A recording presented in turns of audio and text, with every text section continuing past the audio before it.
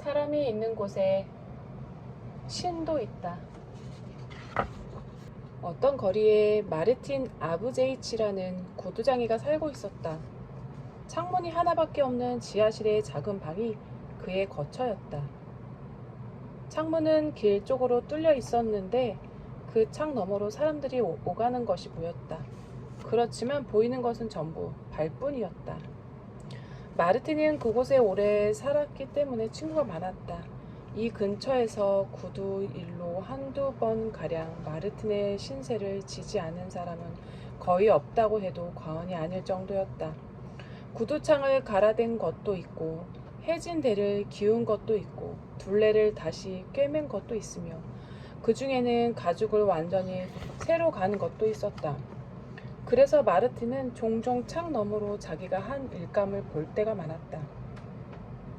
주문은 많이 있었다. 마르틴은 늘 재료도 좋은 것만을 쓰고 품삯이 싼 데다가 약속도 꼬박꼬박 지켰기 때문이다.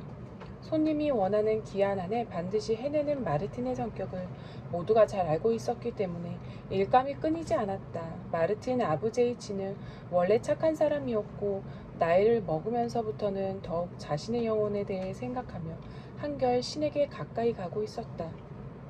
마르틴이 예전에 주인 밑에서 일하고 있을 때 아내가 죽고 3살짜리 아들만 남아 있었다.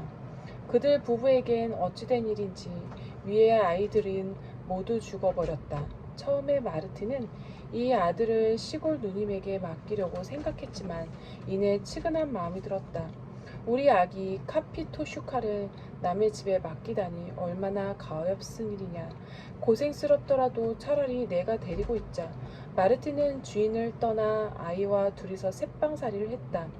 그러던 어느 날 어렸던 카피소튜카도 심부름을 할 정도로 자라서 이젠 한결 안정되었다고 생각할 즈음에 그만 병으로 앓아눕더니 일주일가량 고열로 신음한 끝에 그가 그만 세상을 떠나고 말았다. 마르틴은 아들의 장례식을 마치고 나자 시르에 빠졌고 어떤 때는 하느님을 원망하기도 하였다. 마르틴은 비참한 마음이 들어 제발 자기를 죽게 해달라고 하나님께 빈 적이 한두 번이 아니었다. 그리고 늙은 자기 대신 어린 외동아들을 데려간 하느님께 원망의 말을 하기도 했다. 그래서 마르틴은 교회에도 나가지 않게 되었다. 어느 날 같은 고향의 노인이 마르틴을 찾아왔다. 이 노인은 벌써 8년째 성지순례를 하고 있는 중이었다. 마르틴은 이 노인과 세상 이야기를 주고받다가 자기 신세에 대한 푸념을 늘어놓기 시작했다. 난 이제 사는 게 싫어졌어.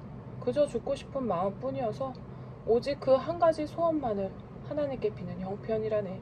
난 이제 아무 소망도 없는 인간이 돼버렸으니. 그러자 노인이 말했다. 마르틴, 그건 잘못된 생각이야. 우리는 하나님께서 하시는 일을 이러쿵저러쿵 비판할 수 없어. 무슨 일이건 우리의 지혜가 아니라 하나님의 재량으로 결정되는 것이니까. 비록 자네 아들은 죽었지만 자네는 살아야 하네. 그것이 하나님의 뜻이네.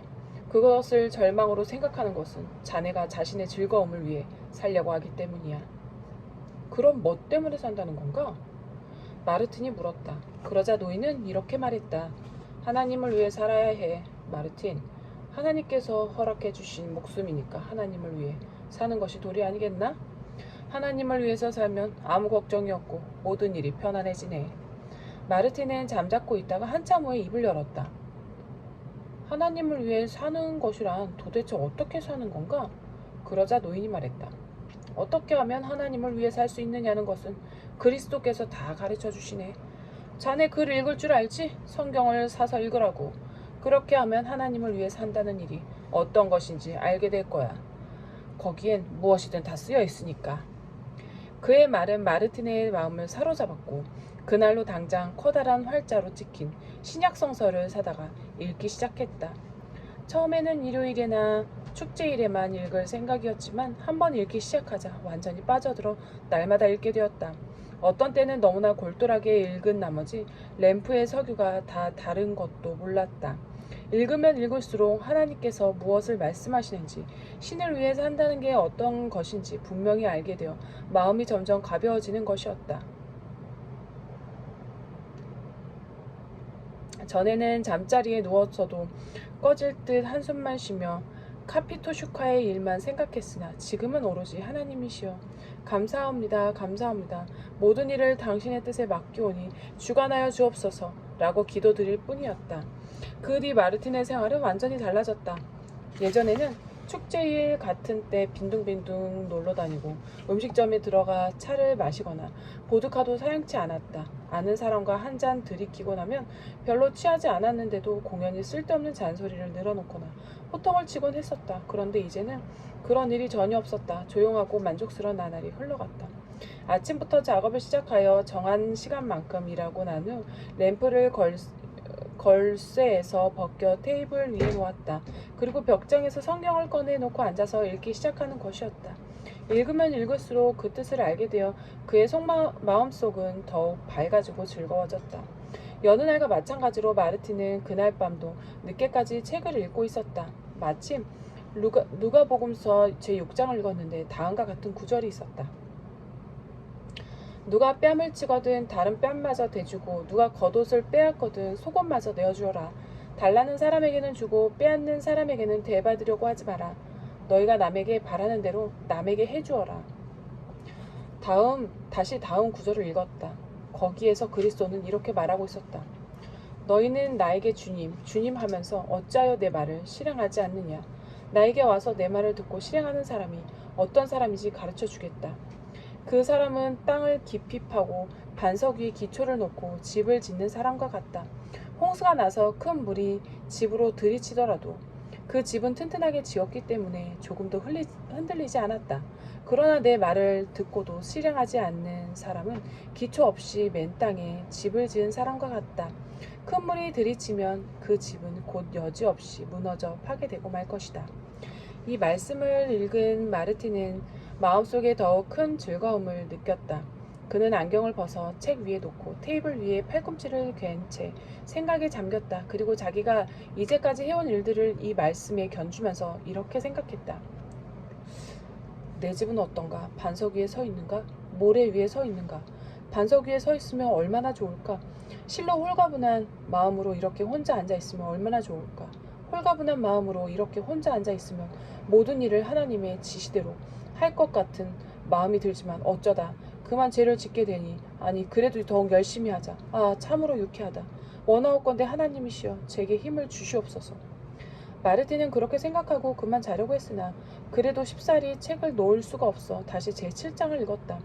백인 대장의 이야기를 읽고 과부 아들의 이야기를 읽고 요한이 제자에게 말하는 대목을 읽었다. 그리고 마침내 부자 바리새인이 그리스도를 자기 집에 초대한 데까지 읽었다.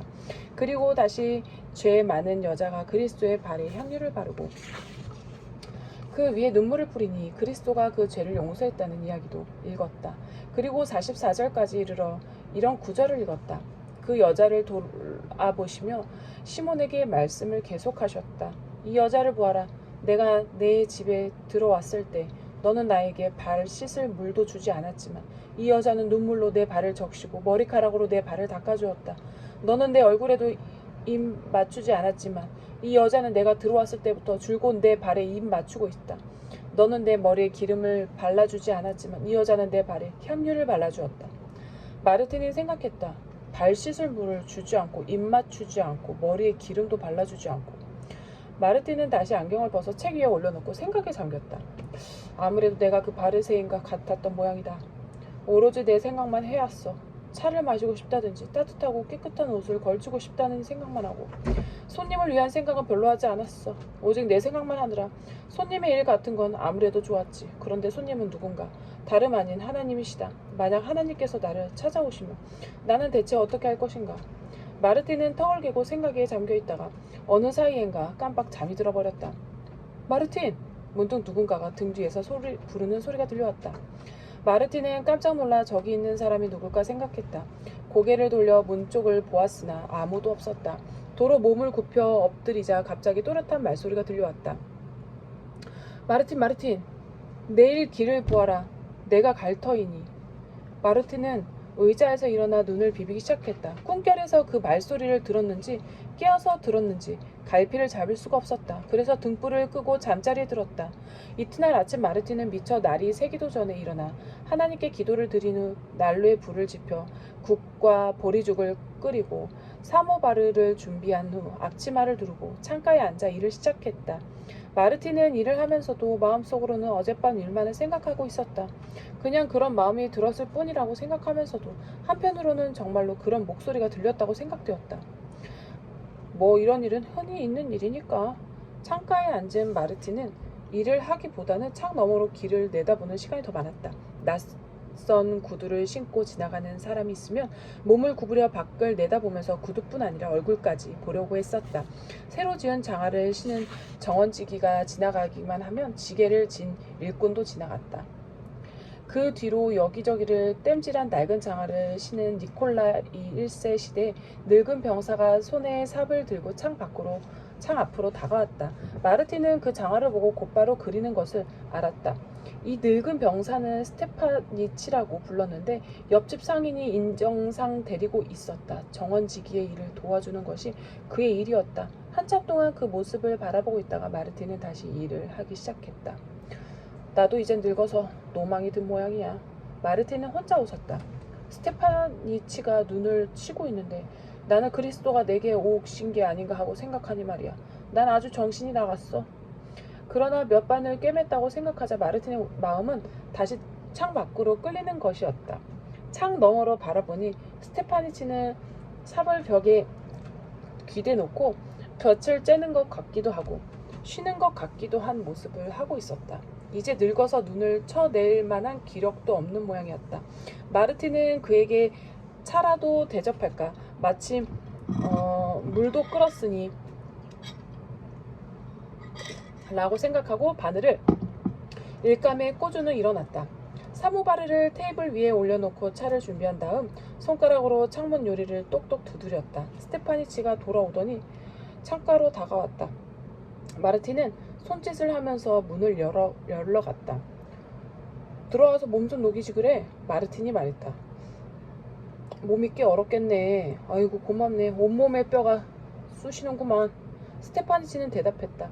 스테파니치는 들어오자 눈을 털고 마룻바닥에 자국이 나지 않도록 장화에 묻은 눈을 털어냈는데 그러는 중에도 몸은 떨고 있었다.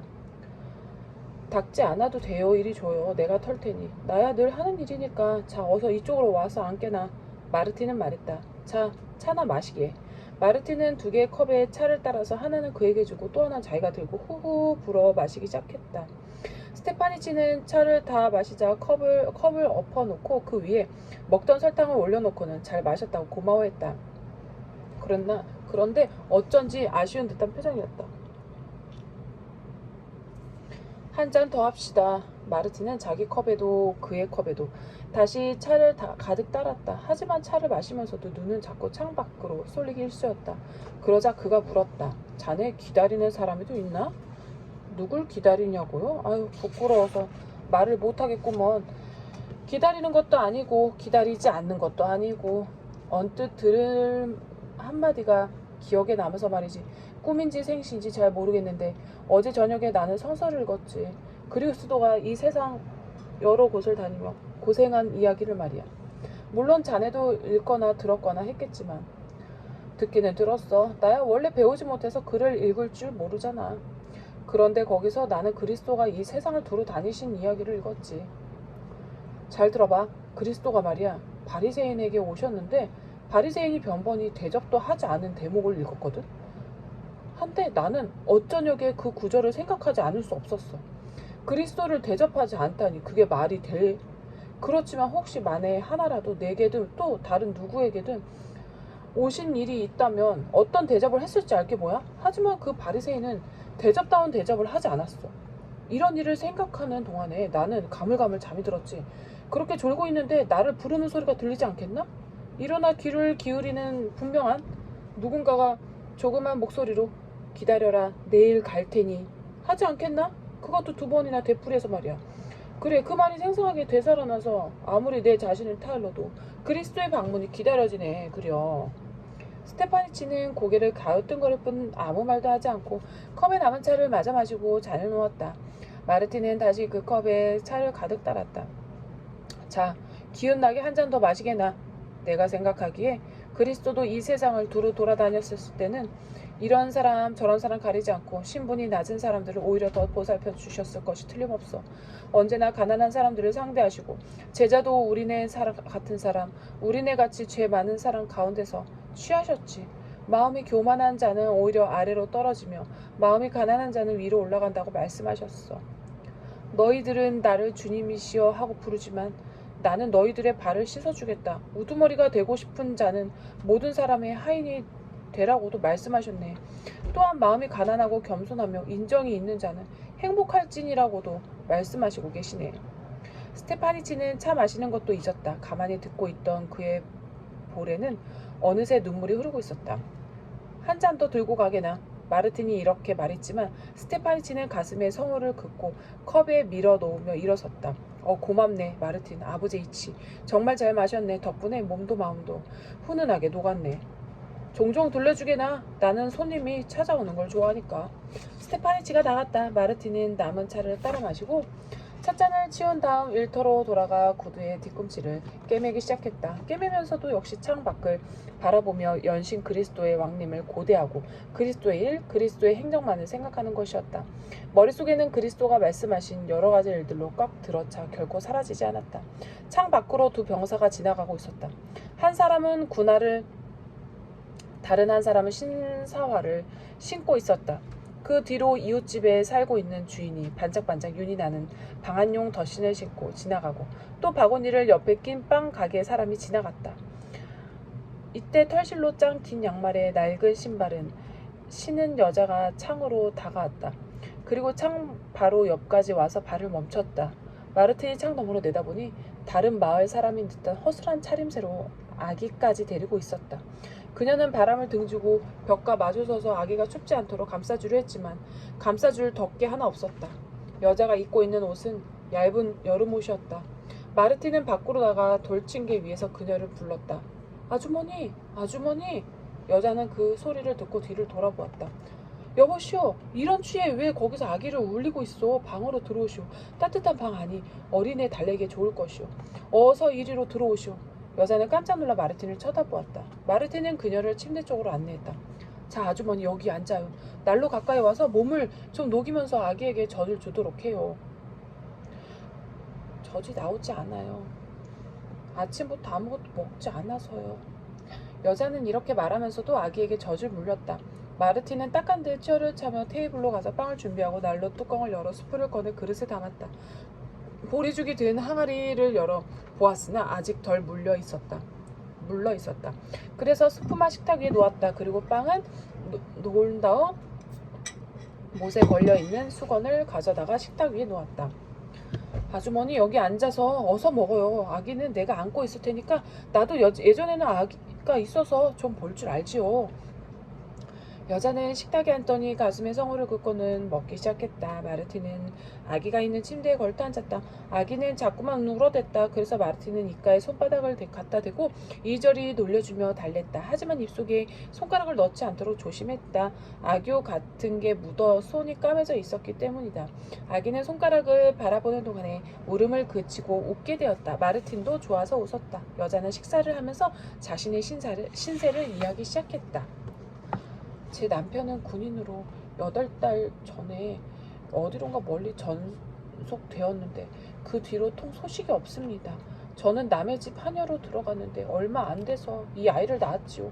하지만 아기가 있으면 일을 하지 못한다고 벌써 석 달째 일 없이 지내고 있답니다. 입고 있는 옷까지도 다 팔아버려 이젠 유모로라도 들어갔으면 좋겠지만 그런 자리도 없군요. 말라서 젖이 잘 나지 않을 거라는 거예요. 그래서 지금은 장사를 하는 한 주인 아주머니에게 갔다가 오는 길이에요. 그 집에 저희 마을 여자가 들어가 사는데 절 써주겠다고 약속했거든요. 그래서 저는 이야기가 다 된 줄 알고 갔더니 다음 주에 다시 오라는군요. 그런데 그 집이 어디나 멀던지 저도 지쳐서 쓰러질 지경이었지만 갓난아이도 여간 혼이 나지 않았어요. 고맙고 다행스럽게도 지금 있는 집의 주인 아주머니가 하나님을 믿고 우리 모자를 불쌍하게 여겨주시니 망정이지 그렇지 않더라면 어떻게 살아갔을 뻔했는지. 마르틴은 긴 한숨을 내쉬면서 말했다. 따뜻한 옷이 없어? 이제 따뜻한 옷을 입어야 할 때가 되었는데 바로 어제도 하나밖에 없는 목도리를 이시코페이카에 저당 잡힌 형편이지요. 그녀는 침대로 돌아가 아기를 안았다. 마르틴은 일어나 벽 쪽으로 가 한참을 부스럭거리며 찾더니 이윽고 소매 없는 낡은 매트를 들고 왔다. 이걸로 어떻게 안 되겠소? 다 낡았지만 그래도 아기를 감쌀 수 있을 거요. 여자는 소매 없는 외투와 노인을 번갈아 보다가 그만 울음을 터뜨렸다. 마르틴은 얼굴을 돌렸다. 그리고 침대 밑으로 들어가 어깨를 끌어내 놓고 그 속옷을 뒤졌다. 그녀가 말했다. 할아버지 고맙습니다. 하나님께서 복을 내려주실 것입니다. 아무래도 주님께서 저를 할아버지 집으로 보내신 모양입니다. 하마터면 이 아이가 얼어 죽을 뻔했어요. 집을 나섰을 때는 따뜻했는데 갑자기 추워지더라고요. 이것은 분명 주님께서 할아버지를 창가에 앉게 하셔서 가엾은 저의 모습을 보게 하셨을 거예요. 마르틴은 빙그레 웃으며 말했다. 아주머니 우연히 일어난 일이 아닙니다. 마르틴은 군인의 아내에게도 주님께서 오늘 자기에게 오시겠다고 약속한 일을 들려주었다. 그런 일이야 얼마든지 있을 수 있는 일이지요. 이렇게 말하며 여자는 소매 없는 외투를 입고 그 속에 아기를 감싸 안고 다시 허리를 굽혀 마르틴에게 인사했다. 자, 그리스도의 이름으로 이것을 받으시오.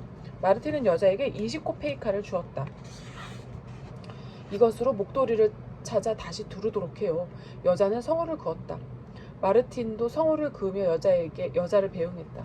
여자가 가버리자 마르틴은 수치를 먹고 뒤치다거리를 한 다음 다시 일감을 붙잡았다.